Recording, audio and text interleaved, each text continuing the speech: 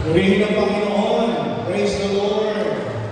Nag-uumapot po yung aking puso sa gabi ito sa dahilan. Hindi ko po inaasahan na ganitong karami po ang ating mga contact guest. At syempre, yung lahat po ng ating mga parents, in behalf of Gloryland Christian Academy, we would like to say thank you for supporting our event ngayong po gabi ito. Palakpakan muli natin lahat ng mga nag-present. Okay? Ngayon, may pakiusap ako. Kung gusto nyo matapos tayo ng maaga, itong aking sasabihin, I would like to remind you about the birth of Jesus Christ. Are you with me? Okay, magkasunod tayo. Hindi ako magsasalita ng mahaba. Siguro sabi sa akin mga 10 minutes, 15 minutes lang. Total, ako'y guest speaker. Ano po? Okay. And 1 hour. Okay? So, salamat po sa ating mga palapakan natin. Ano po na ito? Palapakan natin all the teachers who really sacrifice. Patarating namin all the way from America last December 5. At nagagalang po kami sa nakita-kita po tayo. Namiss namin ang inyong field trip. Pero purihin ng Panginoon dahil naging maayos naman po ang inyong field trip po. Pag-aralan po natin ngayon about the wise men. Alright? Sabi doon, meet me at the manger. Alright, so ngayon, buksan natin ating Bible.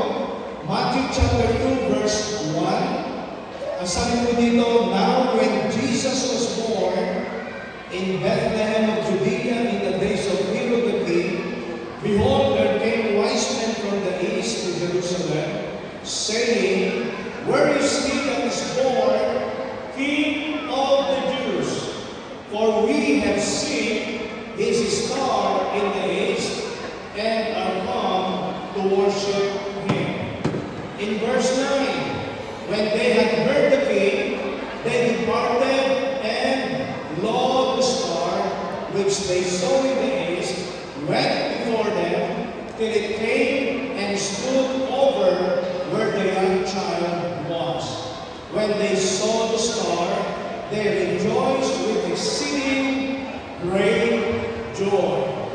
Pag-aralan po namin ngayong gabi, I would like to give you 3 important messages about the wise men. Remember the wise men. Alalahanin po natin yung mga pantas, yung mga mago. Now, wala pong sinabi sa Bible na mayroong 3 kings. No. There is no specific answer or sabihin natin na binanggit sa Bible na mayroong 3 hari. Melchor, Gaspar, at Baltasar. No. Wala pong binanggit dyan. Pwede mangyari mas mahigit pa yung mga dumalaw o bumisita sa kapanganakan po ng ating Panginoong Kristo. Now, I want you to notice number 1, remember the wise men. Let us remember the wise men and their guide. The wise men and their guide. Who is the guide? Sino po yung kanilang naging, sabihin po natin, no? Yung kanilang naging gabay. Tina po niyo verse 2, saying, where is he that is born, King of the Jews? For we have seen his star in the east, and are come to worship him. Di ba po, meron tayo nakikita sa mga Christmas tree? Yung nasa taas po ay ano? Star.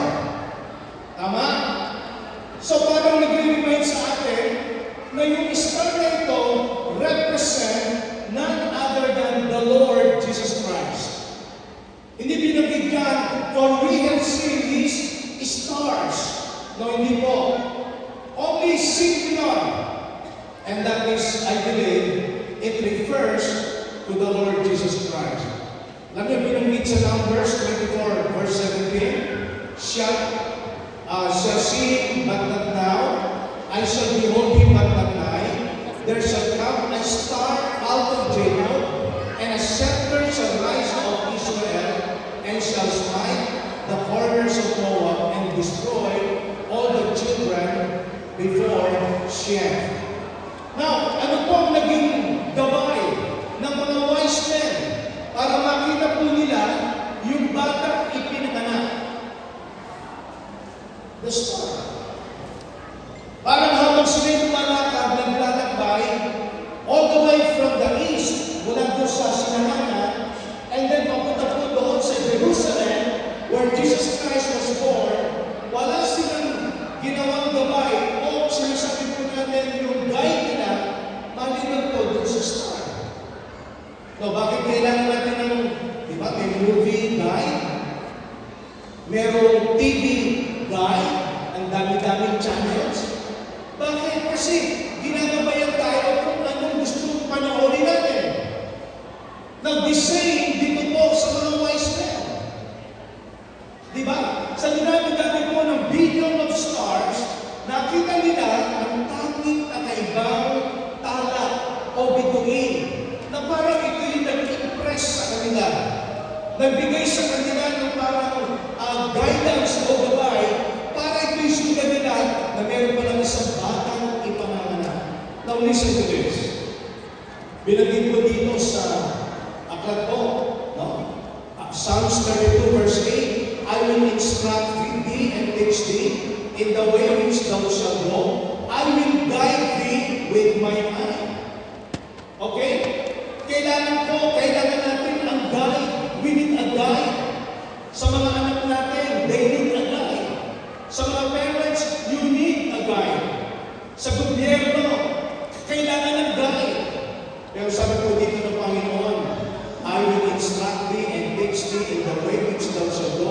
I will guide thee with my eye. Psalms 48:18. For this God is forever and ever.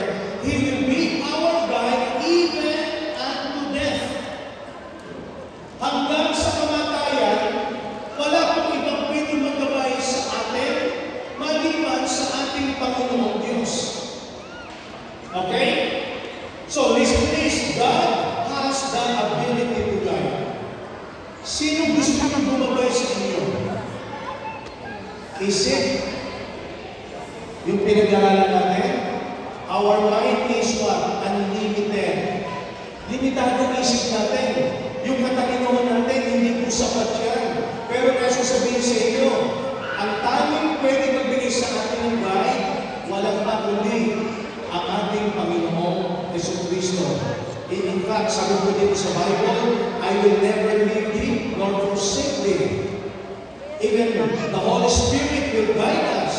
John 16:13, how great when the Spirit of truth is come, He will guide you into all truth.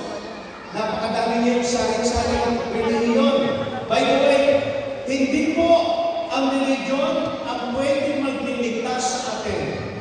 Ang magliligtas sa atin ay walang kundi si Jesus Christ. He is the only way, the truth, and the life. No one cometh unto the Father but by Him. Alright? So, the Bible tells us na iyan po ang ating guide. Now listen, Psalms 119:105, Thy word is a lamp unto my feet and a light unto my path.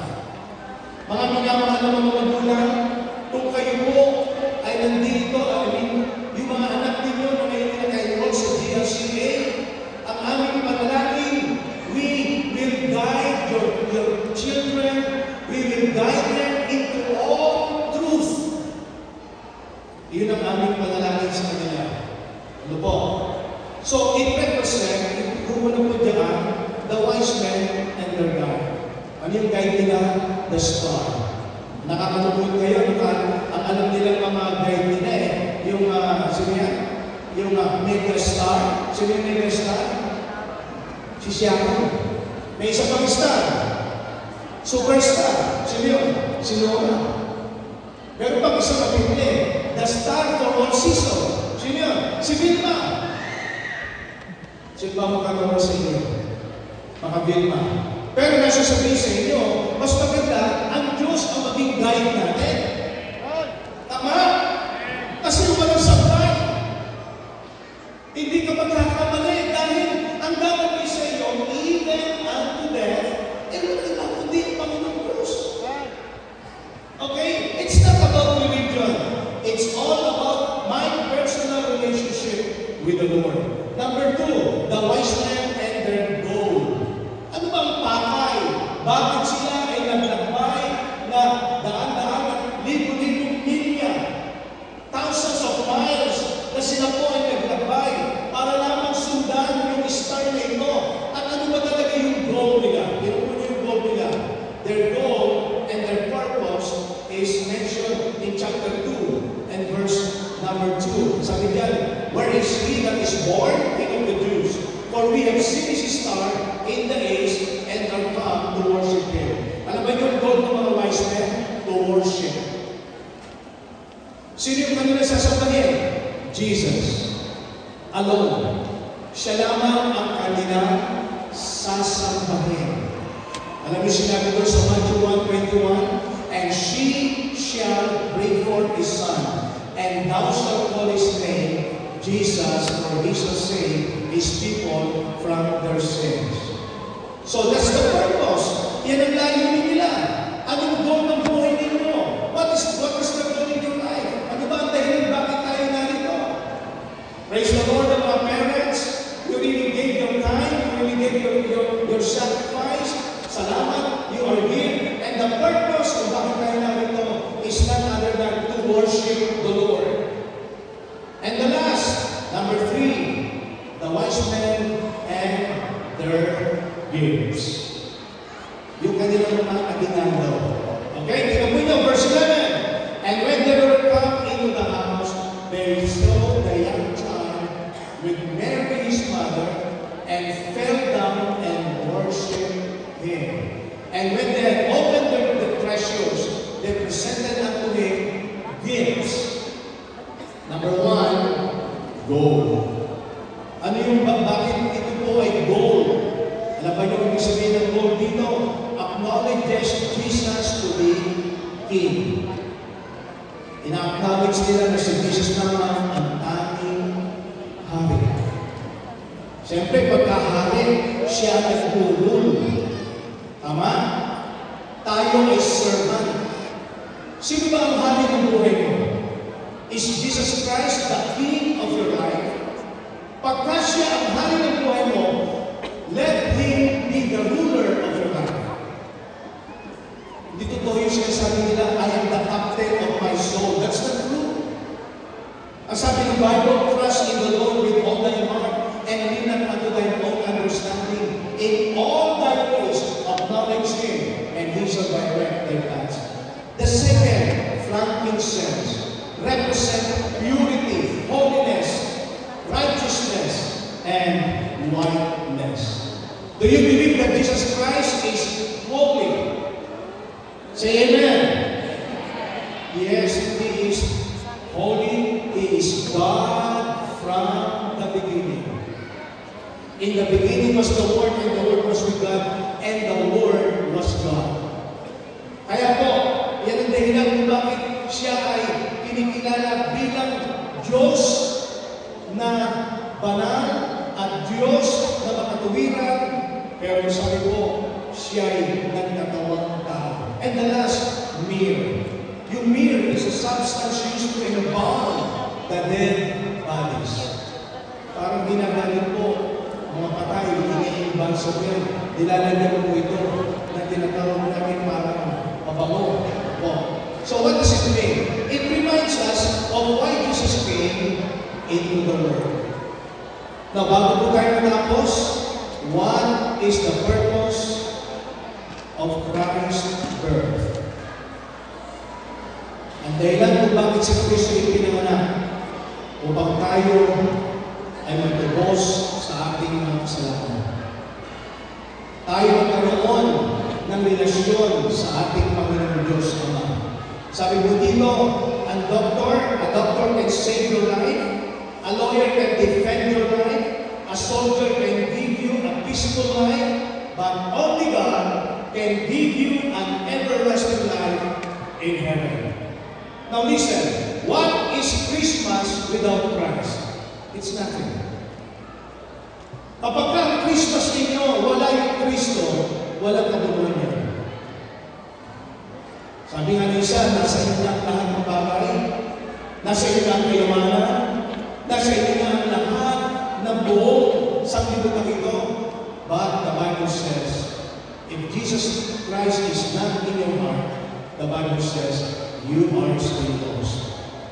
What must I do to be saved? What is important sa buhay po natin ay walang iba kundi si Kristo ay may panganak sa ating puso. Have you been born again? Ikaw ba'y naipanganak ng muli? Kung nais mong maligtas ngayong gabi ito, ang pinakamasarap na Pasko sa buhay mo ay ang Kristo ito na may panganak sa iyong puso. Let Jesus Christ be born in your heart. Pwede po mag-yuko ang ating ulo, every eye closed, every head bowed. Nananalangin po ako.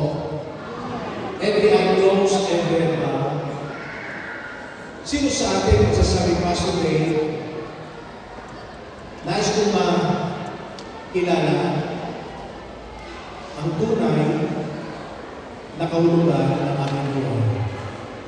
Habang nakapagin ang ating mata na yung ating ulo, sino magsasabi sa atin ng Pastor Day, nais kong makilala si Kristo bilang aming Panginoon at Tagapagligtas. I want Jesus Christ to be the Savior and Lord of my life. I know that I'm a sinner. I need to repent of my sins. At pangatlo, I want to open my heart and receive Jesus Christ as my Savior and Lord. Habang nakapakita ng inyong mata, nakayuwang inyong ulo. Sino magsasabi natin, Pastor Day, tinataas ko yung aking kanang kamay because I need Jesus in my life. Please raise your hand. Meron po sa akin. Amen.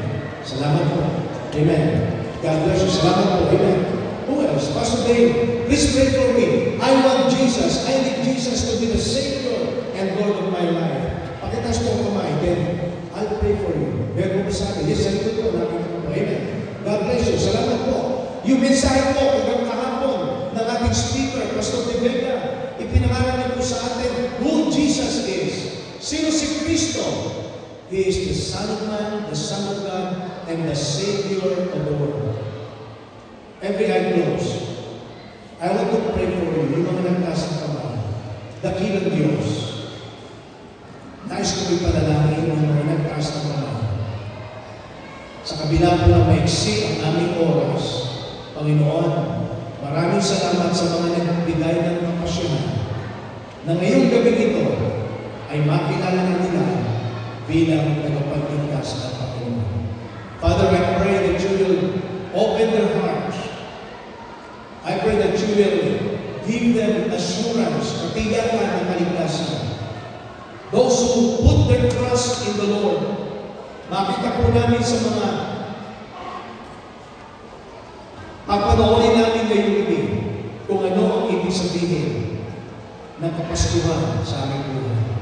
Salamat doon sa mga nagtaas na kamay. Panginoon, I don't know their hearts, but I pray, Panginoon, maintindihan po nila ang ibig sabihin ng kapasyahan na ikaw lamang ang kanilang inipinali na Panginoon. Father, I pray that you will protect them.